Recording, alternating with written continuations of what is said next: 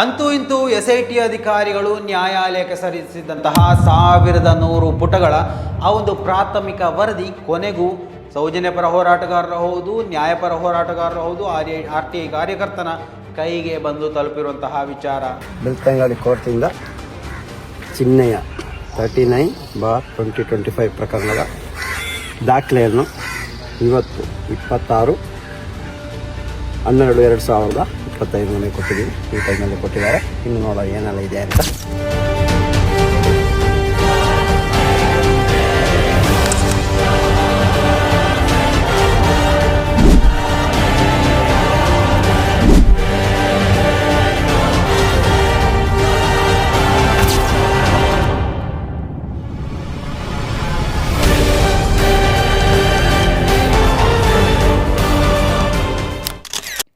Hello hi ಎಲ್ರಿಗೂ ನಮಸ್ಕಾರ, welcome back to Janata agent. Dharmasthala ಪ್ರಕರಣದಲ್ಲಿ ಏನು ಅಪ್ಡೇಟ್ಗಳು ನಡೀತಾ ಇದೆ ಅನ್ನೋಂತಹ ವಿಚಾರಕ್ಕೆ ಸಂಬಂಧಪಟ್ಟು ಈ ಒಂದು ವಿಡಿಯೋವನ್ನು ಮಾಡ್ತಾ ಇರುವಂಥದ್ದು. ದಯವಿಟ್ಟು ಈ ಒಂದು ವಿಡಿಯೋನ ಯಾರೆಲ್ಲ ಮೊದಲನೇ ಬಾರಿ ವೀಕ್ಷಣೆ ಮಾಡ್ತಾ ಇದ್ದೀರಾ ಖಂಡಿತವಾಗಿಯೂ ಚಾನಲನ್ನು ಸಬ್ಸ್ಕ್ರೈಬ್ ಮಾಡ್ಕೊಂಡು ನೋಡಿ. ಮಾತ್ರವಲ್ಲ, ನಿರಂತರವಾದ ಅಪ್ಡೇಟ್ಗಳೊಂದಿಗೆ ನಿಮ್ಮ ಮುಂದೆ ನಾವು ಬರುವವರಿದ್ದೇವೆ. ಧರ್ಮಸ್ಥಳ ಪ್ರಕರಣ ಅಂದರೆ 39/2025 ಈ ಒಂದು ಪ್ರಾಥಮಿಕ ವರದಿಯನ್ನು SIT ಅಧಿಕಾರಿಗಳು ನ್ಯಾಯಾಲಯಕ್ಕೆ ಸಲ್ಲಿಸಿದರು. ಸೊ ಆ ಒಂದು ದಿವಸದಿಂದ ಸ್ಯಾಟಲೈಟ್ ಮೀಡಿಯಾಗಳಲ್ಲಿ ನಿರಂತರವಾಗಿ ಕೇಳಿ ಬರ್ತಾ ಇದ್ದಂತಹ ವಿಚಾರ, 6 ಆರೋಪಿಗಳು ಅಂದರೆ ಮೊದಲನೇ ಆರೋಪಿಯಾಗಿ ಚೆನ್ನಯ್ಯನನ್ನು ಹೆಸರಿಸಿದರೆ, ಎರಡನೇ ಆರೋಪಿಯಾಗಿ ಮಹೇಶ್ ತಿಮ್ಮರೋಡಿ ಅವರು, ಮೂರನೇ ಆರೋಪಿಯಾಗಿ ಗಿರೀಶ್ ಮಠಣ್ಣವರು, ನಾಲ್ಕನೇ ಆರೋಪಿಯಾಗಿ ವಿಠಲ್ ಗೌಡರ ಹೆಸರು, ಐದನೇ ಆರೋಪಿಯಾಗಿ ಜಯಂತ್ ಟಿ ಅವರು, ಇನ್ನು ಆರನೇ ಆರೋಪಿಯಾಗಿ ಸುಜಾತ ಭಟ್ ಅವರ ಹೆಸರನ್ನು ನಿರಂತರವಾಗಿ ಪ್ರಸಾರ ಮಾಡ್ತಾ ಇದ್ದಂತಹ ಬಕೆಟ್ ಮೀಡಿಯಾಗಳಿಗೆ ನಿಜಕ್ಕೂ ಒಂದು ರೀತಿಯ ಶಾಕಿಂಗ್ ನ್ಯೂಸ್ ಅಂತ ಹೇಳ್ಬೋದು. SIT ಅಧಿಕಾರಿಗಳು ಏನು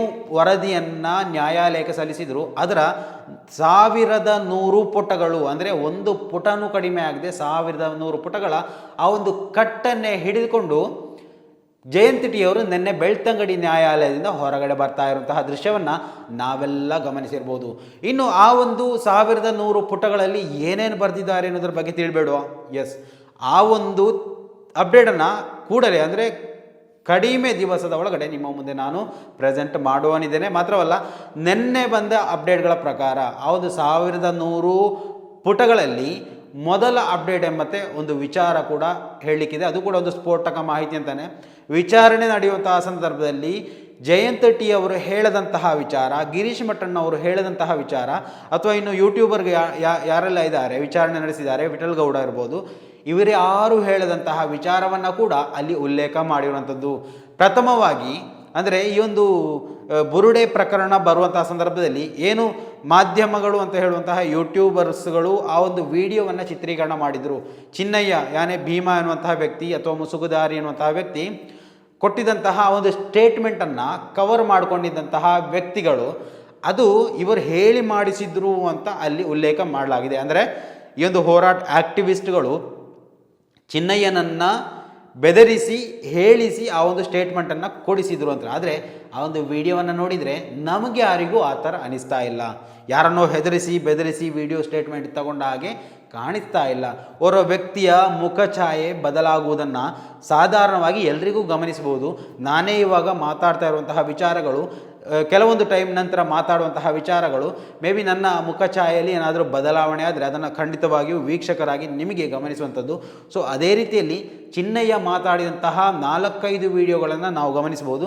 ಯಾವುದೇ ಮುಖ ಬದಲಾವಣೆ ಇರಲಿ, ಆತನ ಒಂದು ವರ್ಚಸ್ ಇರಲಿ, ಆತನ ಮಾತುಗಾರಿಕೆಯಲ್ಲಿ ಎಲ್ಲೂ ಬದಲಾವಣೆ ಆಗಿಲ್ಲ. ಆತನ ಮಂದಹಾಸ ಭರಿತವಾಗಿ ಆತ ಮಾತಾಡಿದಂತಹ ಒಂದು ವಿಚಾರ, ಆತ ಕೂಲಾಗಿ ನಿಭಾಯಿಸಿಕೊಂಡು ಹೋದಂತಹ ವಿಚಾರ. ಸೊ ಇದು ಆತ ವಿಡಿಯೋ ಮಾಡಿ ಅಂತ ಹೇಳಿದ ಕಾರಣಕ್ಕೆ ಇವರು ವಿಡಿಯೋ ಮಾಡಿದ್ದಾರೆ ಹೊರತು ಮಾಡಿಸಿದ್ದಲ್ಲ. ಆದರೆ ಇದನ್ನು SIT ಅಧಿಕಾರಿಗಳು ಇವರೇ ಸ್ವತಃ ಹೇಳಿಸಿ ಮಾಡಿಸಿದ್ದು ಅಂತ ಅಲ್ಲಿ ಉಲ್ಲೇಖ ಮಾಡಿರುವುದು ಅದು ಮೊದಲನೇ ತಪ್ಪು. ಇನ್ನು ಆ ಒಂದು ವರದಿಯನ್ನು ಸಂಪೂರ್ಣವಾಗಿ ಓದಿಕೊಂಡು ನಂತರ ಏನೇನು ತಪ್ಪುಗಳಿದೆ ಅನ್ನೋದರ ಬಗ್ಗೆ ನಿಮ್ಮ ಮುಂದೆ ಎಕ್ಸ್ಪ್ಲೇನ್ ಮಾಡಬೇಕಾಗಿದೆ.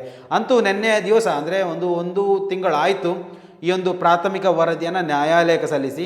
ಆದರೆ ಅದೇ 1-2 ದಿವಸಗಳ ನಂತರ ನೋಡಿ ಏನು ನಮ್ಮ ಹೆಸರುಗಳನ್ನು ಕೂಡ ಅದರಲ್ಲಿ ಉಲ್ಲೇಖ ಮಾಡಲಾಗಿದೆ, ನಮ್ಮನ್ನು ವಿಚಾರಣೆ ಮಾಡಲಾಗಿದೆ. ಏನು 4-5 ವ್ಯಕ್ತಿಗಳಿದ್ದಾರೆ, ನಮಗೂ ಕೂಡ ಆ ಒಂದು ವರದಿಯಲ್ಲಿ ಏನಿದೆ ಎನ್ನುವಂತಹ ವಿಚಾರವನ್ನು ತಿಳಿದುಕೊಳ್ಳುವಂತಹ ಹಕ್ಕು ಇದೆ ಅಂತ ವಾದ ಮಂಡಿಸಿ ಅರ್ಜಿಯನ್ನು ಸಲ್ಲಿಸಿದರು. ಪ್ರಾಥಮಿಕವಾಗಿ ಈ ಬೆಳ್ತಂಗಡಿ ನ್ಯಾಯಾಲಯದಿಂದ ಅದು ರಿಜೆಕ್ಟ್ ಆಗಿತ್ತು, ಅಂದರೆ ಕೊಡೋದಕ್ಕೆ ಬರೋದಿಲ್ಲ ಅಂತ ಹೇಳಿತ್ತು. ನಂತರ ಹೈಕೋರ್ಟ್ನಲ್ಲಿ ಅದನ್ನು ಪುರಸ್ಕಾರ ಮಾಡಿ ಇಂತಹ ವ್ಯಕ್ತಿಗಳಿಗೆ, ಅಂದರೆ ಆ್ಯಕ್ಟಿವಿಸ್ಟ್ಗಳಿಗೆ ಅಥವಾ ವಿಚಾರಣೆಯನ್ನು ಎದುರಿಸಿದಂತಹ ವ್ಯಕ್ತಿಗಳಿಗೆ ಆ ಒಂದು ಪ್ರತಿಯನ್ನು ಕೊಡಬೇಕು.